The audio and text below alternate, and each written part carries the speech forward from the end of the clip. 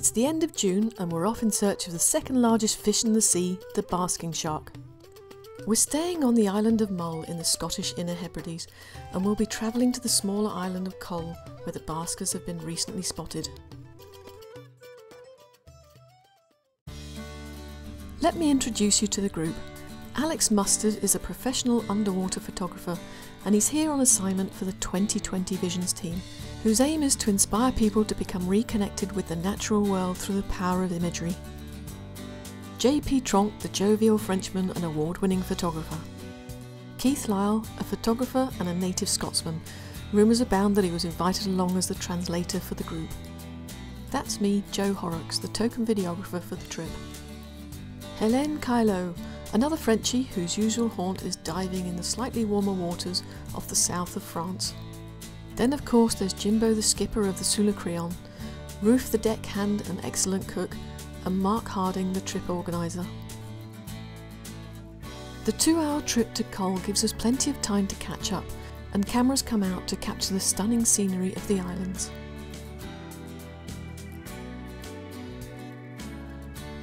Away from the protection of the islands, conditions are not ideal.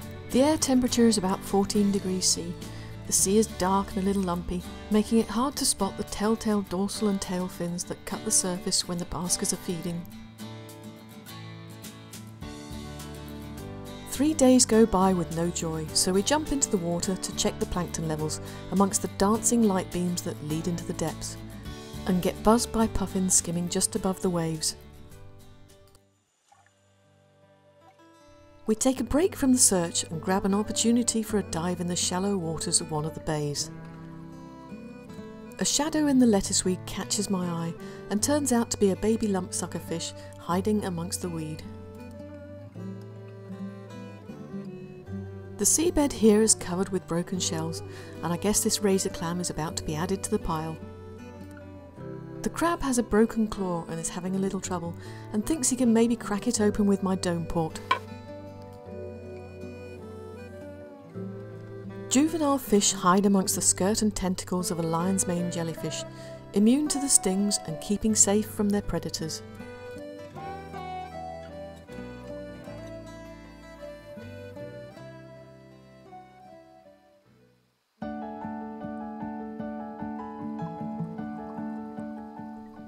Harbour and grey seals make their home in the bay.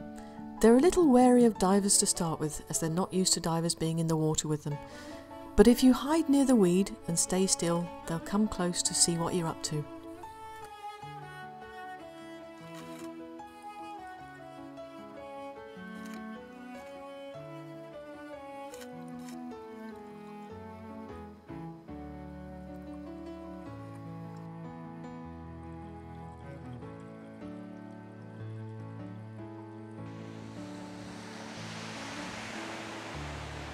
To save some travelling time, we decide to spend a couple of nights camping on the beaches of Col. This really is getting back to nature. The office and life in the rat race fades to a distant memory.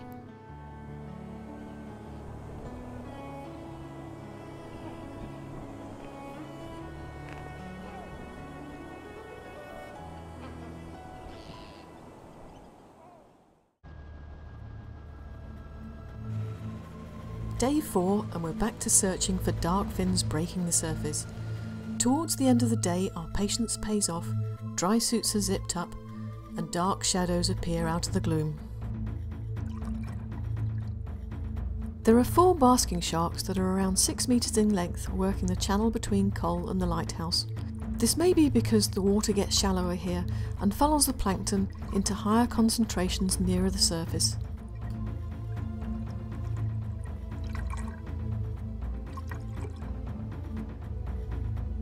The light begins to fade, so reluctantly it's time to leave the baskers to their feeding and hope that they'll be in the same area tomorrow.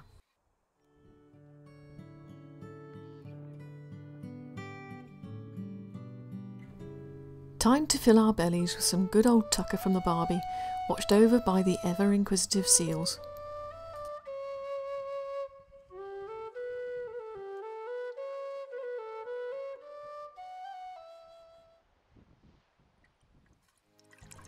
Our final day arrives and it's back to the lighthouse.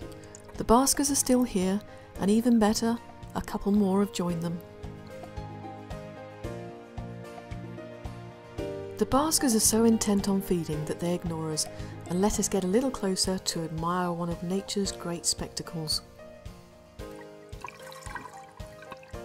The plankton is visibly thicker than it has been, and the huge mouths of the Baskers hoover the water using the gill rakers to filter out the zooplankton that their diet consists of. The basking shark is recognised as an endangered species. As with all shark species, numbers have been hit hard by the demand from the Far East for their fins, livers and gill rakers. We can only hope that through education and awareness, protection is provided to ensure the survival of all shark species.